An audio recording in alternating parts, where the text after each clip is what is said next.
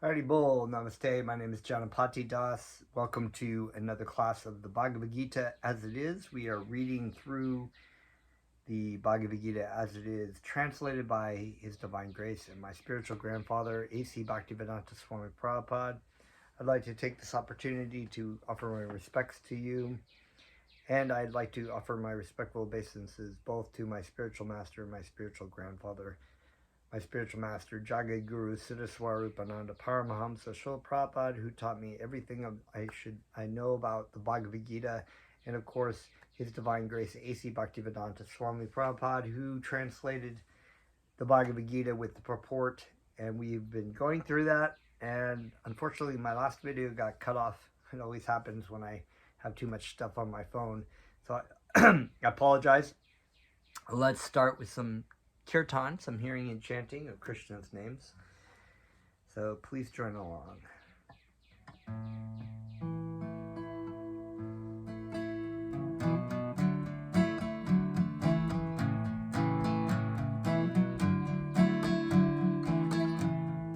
Namo Siddha Swarupananda Paramamsa Namine Gorakaruna Swarupaya Radha Krishna Pristaya De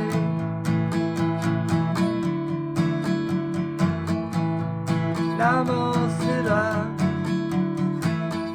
Swarupananda Paramamsa Namine Gora Karuna Swarupaya Radha Krishna Pristaya Te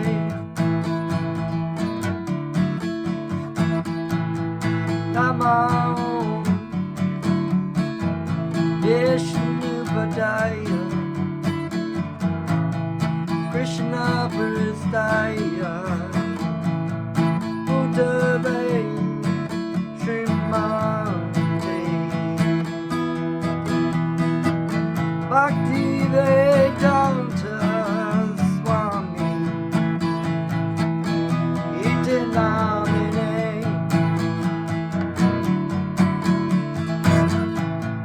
Namo Vishnupadaya Krishna Pristaya Uttave Srimate Bhakti Vedanta Swami Iti Namine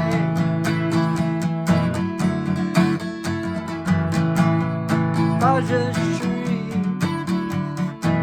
Krishna Chaitanya Prabhu Nityananda Shri Advaita Gadadhara Shri Vasari Gaura Bhaktavrinda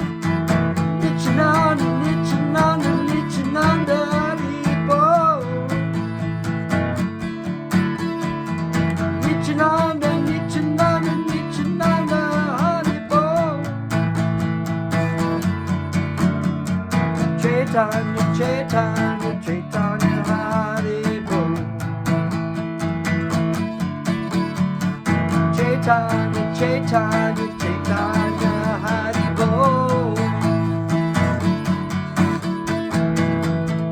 Hare Krishna, Hare Krishna, Krishna Krishna, Hare Hare, Hare Rama, Hare Rama, Rama Rama, Hare Hare,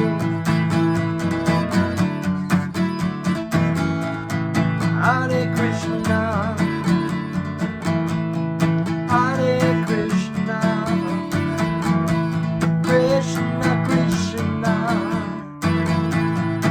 Hare Hare, Hare Rama, Hare Rama, Rama Rama, Hare Hare,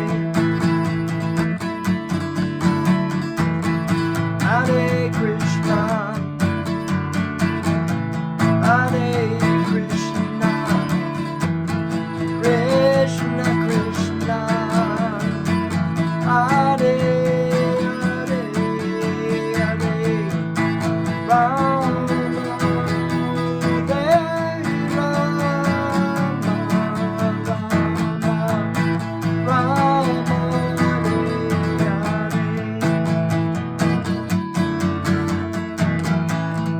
Hare Krishna, Hare Krishna, Krishna Krishna, Hare Hare, Hare Rama, Hare Rama, Rama Rama, Hare Hare.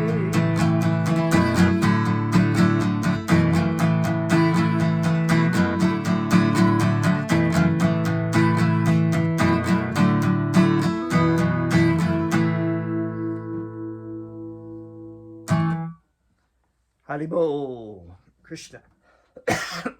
Om Namo Bhagavate Vasudevaya. I was born in the darkness of ignorance, and my spiritual master opened my eyes. With the torch of knowledge, I offer my respectful obeisances unto him. So, again, continuing on in chapter 1 of the Bhagavad Gita, we had left off at text 30, starting at text 40, and Arjuna is now diving into his philosophical speculation about why he should not fight in this battle, and he's laying out some very good ground rules that are applicable. Excuse me, I'm just gonna drink water. Applicable in modern day keeping a religious society together.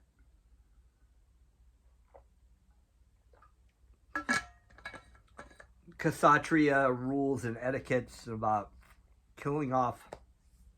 unnecessarily killing off populations of warriors. But this is actually Krishna's arrangement. So it's a little bit different situation. So here Arjuna is making some more arguments. Adharma, text 40, Adharma bibhavat Krishna, pradushyanti kula striyaha, strishu dushtastu, varshneya, jayate varnakshankara. Dharma. So, as we talked about before, Dharma is religious duties. It is the inherent duty of the living entity to love and serve God. We have the word Sanatan Dharma, which is our the living entity's function. And when you put A in front of the front, it sort of flips, just like in English, you know. So you have adharma, which is irreligious, which is basically a lot of what's going on today. People, even when you have religious sort of, I think I started on a rant and then I got cut off, but the religious sort of front, even the things that were taught by Jesus and past prophets and saints have been perverted by materialistic and demoniac forces of Kali Yuga. So you have people who are basically have political agendas and are trying to say, well, this is what Jesus was trying to teach about being merciful and, you know, protecting people who are confused spiritually. In other words, you know, it's like, okay, if a person is completely confused about their sexuality because they don't know that they're their body, or they're confused about anything else that has to do with the body, then that is a dharma, really. You talk about mercy and protection and whatnot. It's like Krishna's mercy, just like a parent is to a child, is to teach the living entity what is correct. This is everything that's being taught in the Bhagavad Gita. So, you know, Krishna could have been so-called, what they say, merciful and, you know, compassionate to Arjuna and saying, oh, you're right, we shouldn't kill off all of your siblings, and you're right, Arjuna, I'm not right, because I'm not, you know, I'm not really the Supreme Personality of Godhead, you are. You know, it's like, so you get people who are like interpreting scripture by their own whims and fancies of like protecting people who are completely confused and causing a lot of havoc in society. So irreligion is prominent in the family. So we have adharma. Sorry, I'll read the rest of these words. Abhi bhavat, having been predominant. Krishna, O Krishna, pradushyanti, become polluted. Kula striyaha, family ladies. Strishishu, of womanhood. Dustashu, being so polluted. Varshneya, O descendant of Vrishni. Jayate, it so becomes. Varna sankara, unwanted progeny. When irreligion is prominent in the family, O Krishna, the womanhood of the family become corrupt. And from the degradation of womanhood, O descendant of Vrishni, comes unwanted progeny. So Arjuna is making a pretty good, you know, point of what happens in society is that the men are supposed to be the protectors and the breadwinners, and have a responsibility to be, you know, not just in this case there were warriors, but also to be, they have a responsibility to protect their children, to protect their wives, to make sure that the family unit is brought up in a loving and healthy environment. So if the men are killed off, then the women have no protection. So then they seek out protection and just whatever, degradation of women, and sleeping around, having children. And in today's age, it's like the man, the role of the man has been thrown out the window, because women are feeling like we can do whatever the man is going to do. We can be the protector of the family. We can do all these kinds of things. And it's basically caused all kinds of problems with like the children, the family unit breaking up, the children having no structure of the man and the woman, abortion, people aborting things because they just, you know, I can't handle it because, you know, I don't have a man in my life, and I don't want to have a man, and then the men are feeling like we're not worth anything in the eyes, and so we don't have to be the protectors. We don't have to. They're not taught to be responsible father figures in the family, and so therefore they just sleep around with whoever they want to, because they're just like, we're not worth anything anyways. We're just sleaze. So this is sort of encouraged, and so this is what's kind of sort of stated here. But in this case, it was the men, the grounding. Sort of head of the household is sort of out the window, and there's no protection. The women have to fend for themselves. They have to find ways to support the family. There's unwanted progeny because they're sleeping around with different men. And this is, you know, a legitimate argument. Good population, this is purport. Good population in human society is the basic principle for peace, prosperity, and spiritual progress in life. So there, there is a situation that you can have to basically support. Okay, let me get my train of thought here again. Okay, so yeah, that basically good population in human society is a basic principle for peace, prosperity, and spiritual progress in life. So the yeah, we have a system, a good population, raised well, a full family. Everyone sort of has their there's a varnashram system.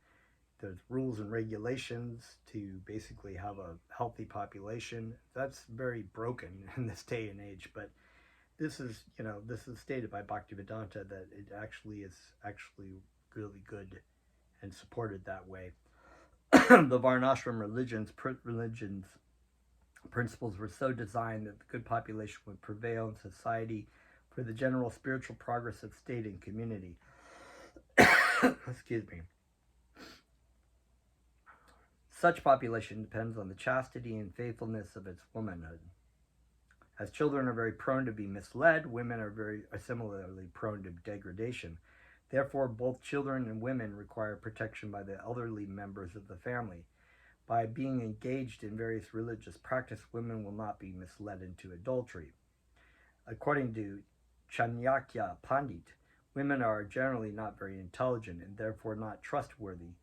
So the different family traditions of religious activity should always engage them, and thus their chastity and devotion will give birth to a good population eligible for participating in the Varnashram system. On the failure of such Varnashram dharmas, naturally the women become free to act and mix with men, and thus the adultery is indulged in at the risk of unwanted population. So even in society today, it's just very openly mixed anyway, and its sex life has sort of like become the primary thing for people to do, which was this originally a way to populate living entities into society and help and have a family structured system that would help guide them to be godly and religious. In other words, to be able to teach your children, teach your spouse and whatnot, to basically get out of the material world, not continually re-engage in it. And that's sort of what has happened.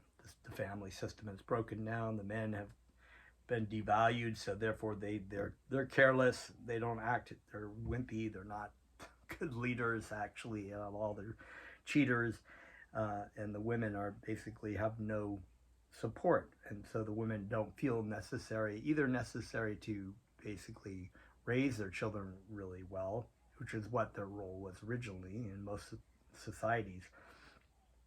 But they would actually just go off and do whatever, and not raise their children really well, or even abort their children. So that they're going to have, because they feel like they have something more important to do. They have to raise themselves. So there's a lot to be said about that. Irresponsible men also provoke adultery in society. There we go. Irresponsible men. So the responsibility, this whole Varnashram system was set up in a way that was basically to provide a society that would be godly and religious and be able to teach people in a way that would be to go back to Krishna. In other words, so that is really opposite. So either religion of the day is completely backwards and teaching completely materialism, or it's frowned upon and looked down upon as actually being backwards or sort of savage or whatnot. So humanism is what has really become, which is more like a form of like socialism that is actually taken over. Irresponsible men also provoke adultery in society, and thus unwanted children flood the human race at the risk of war and pestilence. So Arjuna was making this point in this. Text 41. Shankaro Nahaka Yaivya Kula Gananam Kulashyacha Patanti Pitaro Hishesham Lupta Pinodaka Kriyaha. Shankara, such unwanted children. Narakaya, for hellish life. Eva, certainly. Kula Gananam, of those who are killers of the family. Kulashya, of the family. Cha, also. Patanti, fall down. Pitaraha, forefathers. He, certainly. Esham, of them. Lupta, stopped. Pinda, offerings. Udaka, water. Kriya, performance. Translation. When there is an increase of unwanted population, a hellish situation is created for both the family and for those who destroy the family tradition. In such corrupt families, there is no offering of oblations, of food, and water to the ancestors. So here Arjuna is making the point that when the family system is upset, there is no rules and regulations being followed. Usually there were rituals that you would offer water to the oblations to the forefathers to help benefit them and also benefit yourself. You don't even do any of that anymore anyway, so that's not an issue today because we're so, as they would say, ass backwards in spiritual life in Kali Yuga that we don't even do any of that. So, nor do really people have any idea why they do their religious rituals. If they go to church or they go to the mosque or whatever, they just do it kind of a sort of a, my generation before did that, and that's part of my social life and whatnot. Purport. According to the rules and regulations of fruitive activities, there is a need to offer periodical food and water to the forefathers of the family. This offering is performed by worship of Vishnu because eating the remnants of food offered to Vishnu can deliver one from all kinds of sinful actions. So the Varnashram system was, rules and regulations that helped spiritually purify the society while they could be also living in the world. If you see the Quran or the Torah, it's very much like that too. It's like what most of the Vedas is. It's like ways to live in the material world to get your sense gratification, right? And your economic development and your religiosity, and then ultimately your liberation. So there was rules and regulations by which you could do different things and still engage in the world and enjoy life, but to kind of curb that and kind of regulate that so that it helps elevate you to the next step up, right? So Bhakti Yoga is the pinnacle of all that, actually. That's the goal of all these things anyways, is to ultimately elevate yourself to come back to your original position as a loving servant of Krishna.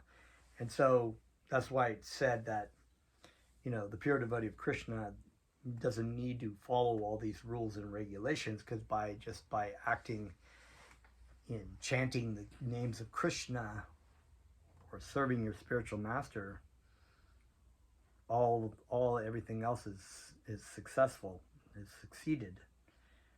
Sometimes the forefathers may be suffering from various types of sinful reactions, and sometimes some of them cannot even acquire a gross material body, and are forced to remain in subtle bodies as ghosts. My spiritual master has basically made this point that you can help your spirit.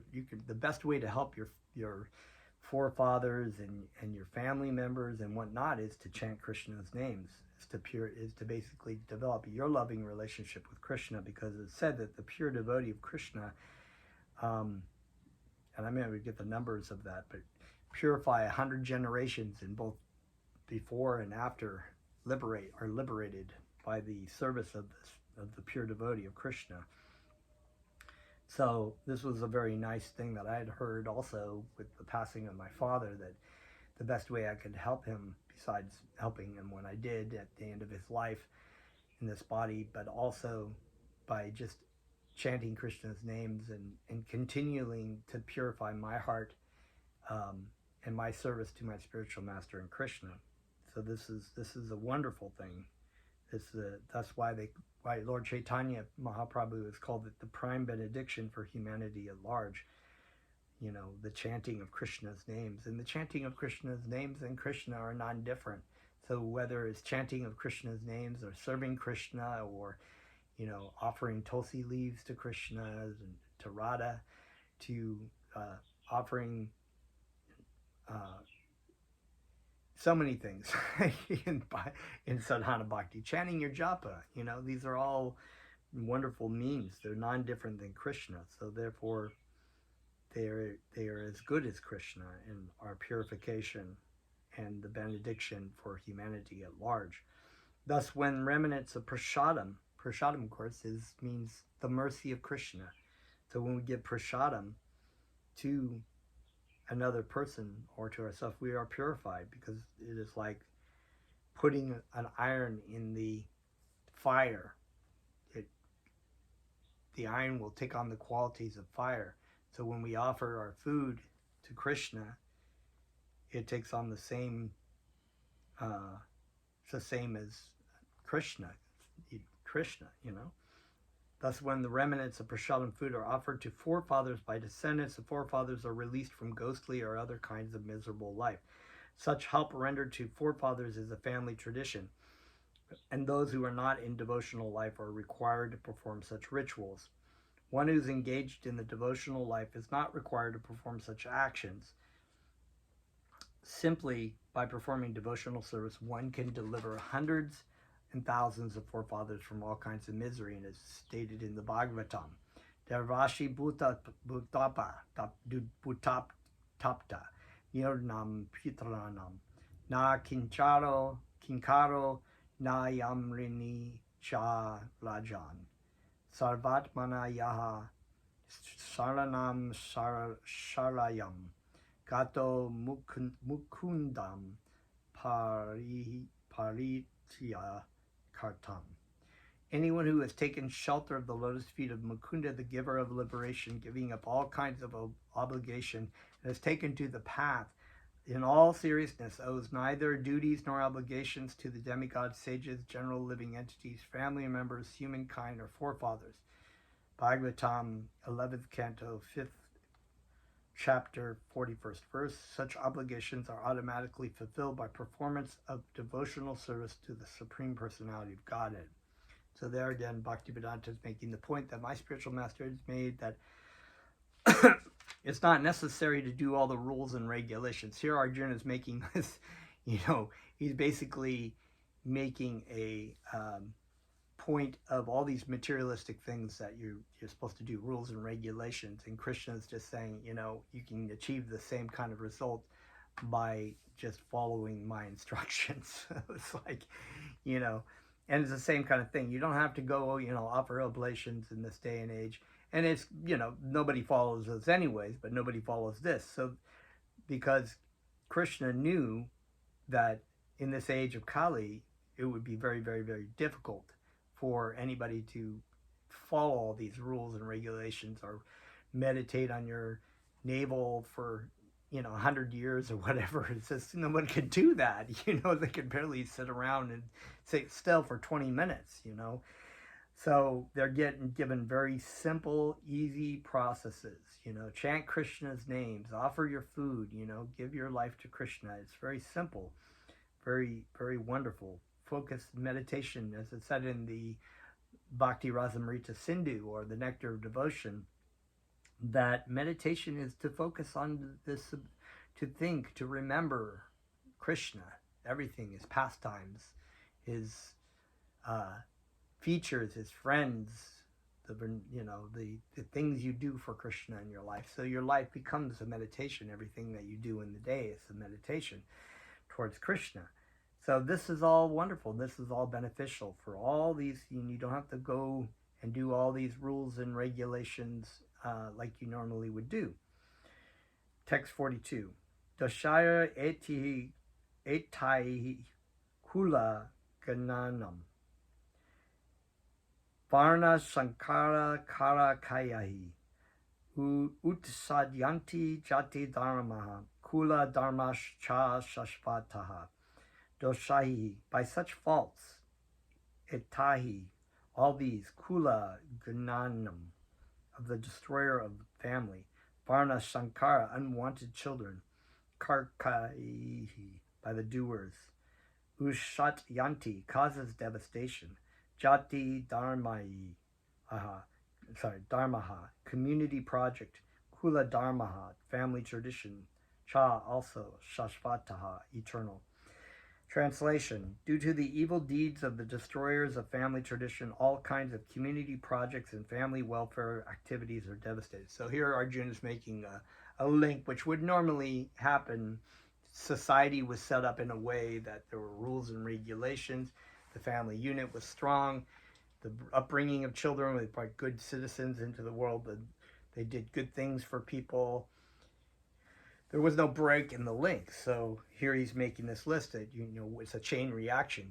You kill the warriors and the men off, then this happens, and this happens, and this happens, and this happens. The four orders of human society combined with family welfare activities that, as they are set forth by the institution of the Sanatana Dharma or Varnashram Dharma, are designated to enable the human being to attain his ultimate salvation. So that was the point. Basically, society, it was all from Krishna anyway. The Vedas came from Krishna. They are Krishna. So basically it was like, okay, here are all the living entities in society. They're all in different spiritual paths and whatnot.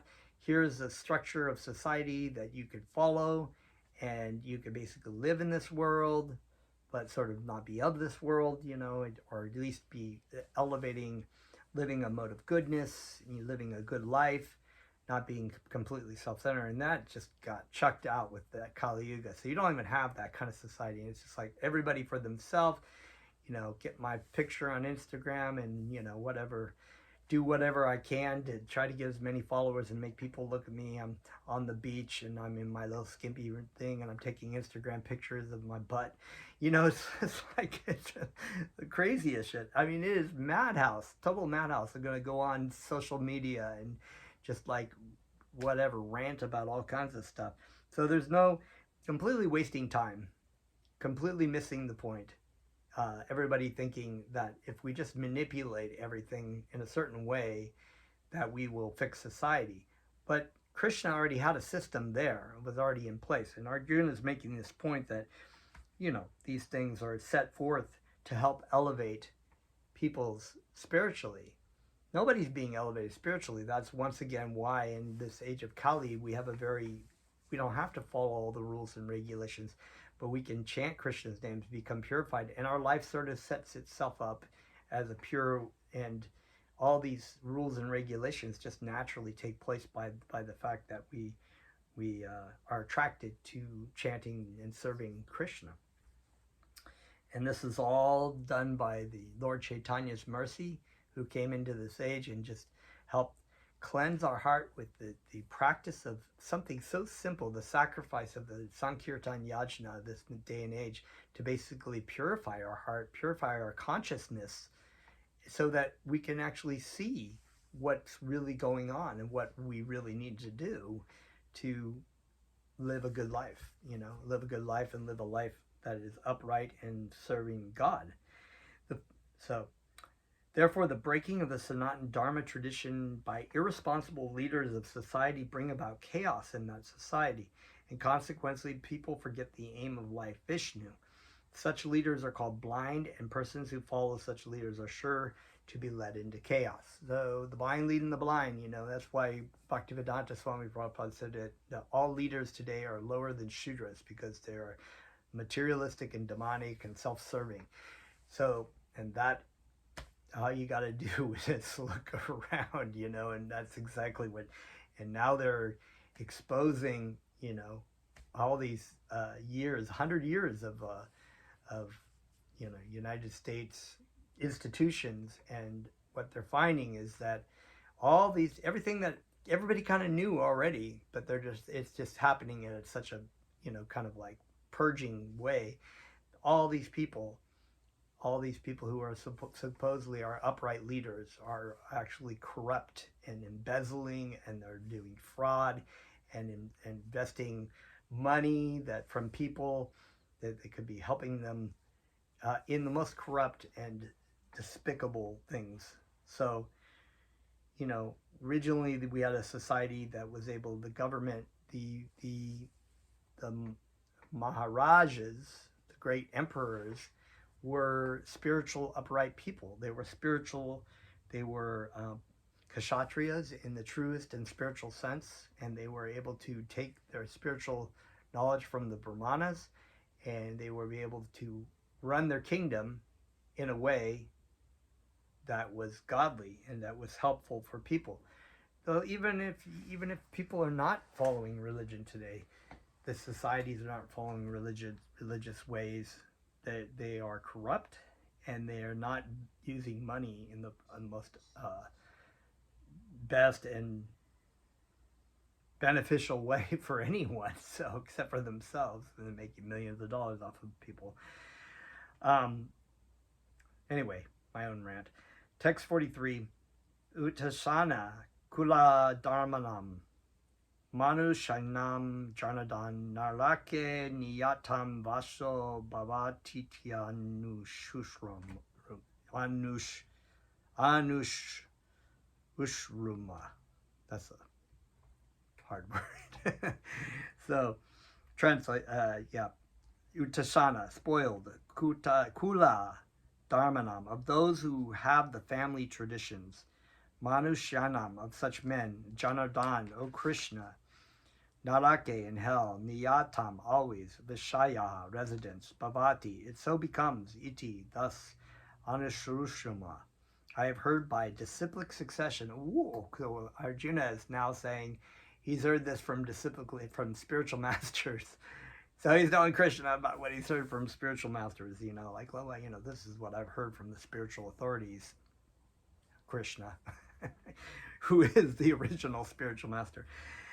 Translation, O Krishna, maintainer of the people, I have heard by disciplic succession that those who destroy family traditions dwell always in hell. Arjuna bases his argument not only on his own personal experience, but what he has heard from the authorities. That is the way of receiving real knowledge. One cannot reach the real point of factual knowledge without being helped by the right person who is already established in that knowledge. So yeah, there was spiritual masters who disseminated this kind of information as well, how to benefit society and whatnot. There is a system of the Varnashram institution by which one has to undergo the process of ablution before death for his sinful activities. One who is always engaged in sinful activities must utilize the process of ablution called pradashchita. Without doing so, one surely will transfer to the hellish planets to undergo miserable lives as a result of sinful activities. But chanting Krishna's names can absolve you from all sinful reactions. So that's just another thing, again, one of those things that you do, I have sinful activities, so I have to engage in ablutions. Text 44. Aho bata mahat papam kartum vayavishita vayam yad rajya shuka lobehena hantum svajanam utyata. Aha, alas, bata, how strange it is, mahat, great, papam, sins, kartum, to perform, vyavashita,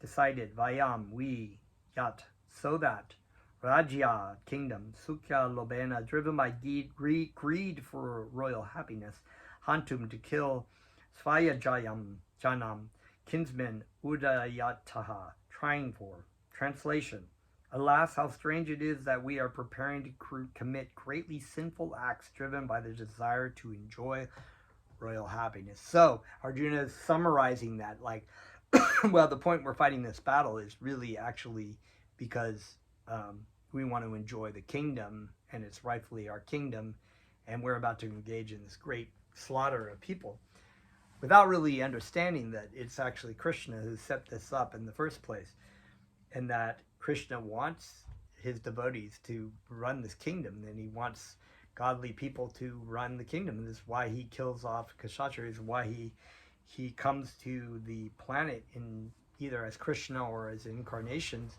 to reestablish religious principles. So, driven by selfish motives, one may be inclined to act sinfully. One may be inclined to such sinful acts as the killing of one's own brother, father, or mother. There are many such instances in the history of the world. But Arjuna, being a saintly devotee of the Lord, is always conscious of moral principles and therefore takes care to avoid such activities. So he's playing it through his mind, right, and going through all these ways. Text 45. Yadimam apratikalam ashatram shastra panaya dharashtra rane hanus tane me kashemataram badet. Yadi, even if, mam, unto me, apratikalam, without being resistant, ashastram, without being fully equipped, shastra panyaha, those with weapons in hand, Dhritarashtra, the sons of Dhritarashtra, Rane, in the battlefield, Hanyu, may kill, tat, that, may, mine, Kashema taram, better, Bhavet, become. Translation. I would consider it better for the sons of Dhritarashtra to kill me unarmed and unresisting rather than fight with them. Purport. It is the custom, according to Kshatriya fighting principles, that an unarmed and unwilling foe should not be attacked. Arjuna, however, in such an enigmatic position, decided he would not fight if he were attacked by the enemy.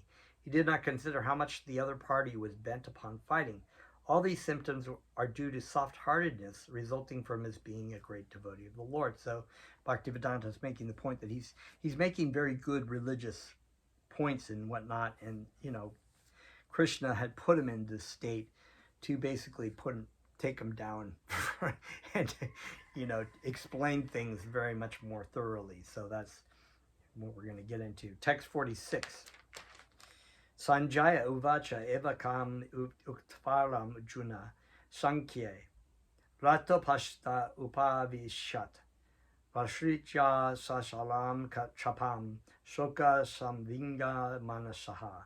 Sanjaya, uvacha said, evam, thus, uktava, saying, Arjuna, Sankhe, in the battlefield, Rata, chariot, upashtaha, situated on, upavishat, sat down again, vishrija, keeping aside, shashalam, along with the arrows, chapam, the bow, shoka, lamentation, shamvigna, distressed, manashaha, within the mind.